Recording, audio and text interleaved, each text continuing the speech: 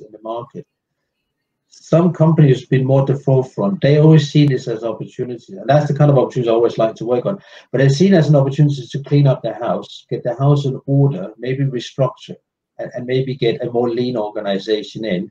But it also given them a window of opportunity to say, what do we want to stand for in the future? What type of skills and experience do we need? And that helps them identify the right people in the organization who could take them forward, and then get rid of what we call deadwood. And that's not. And I think some companies they're grabbing these opportunities. But I think we need to be. I think part of the conversation as well around COVID has been very negative, because we're focusing on industries that's been hard hit. So like the whole hospitality and entertainment business, etc. Shops, the high street, etc. I think we're forgetting sometimes it hasn't all been negative, because there has actually been a lot of organizations in the background who just had the right organization. If you look at Amazon, they hired over 100,000 people because the online business just went through the roof.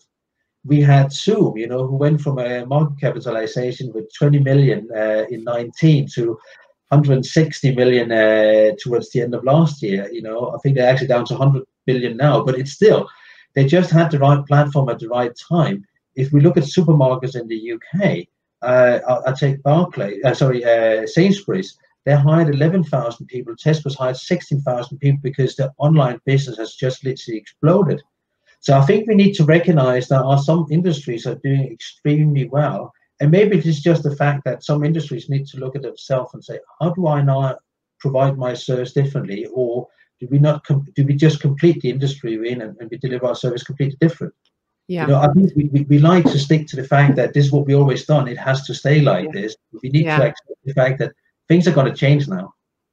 I think that the two examples you gave are like two very exceptional examples. One is Amazon. Not many big companies like Amazon changing all the time, innovating all the time, changing what they are and going into health right now. There are not many of them, and the big companies are getting much bigger, but the small companies are like being cut, and this is one example.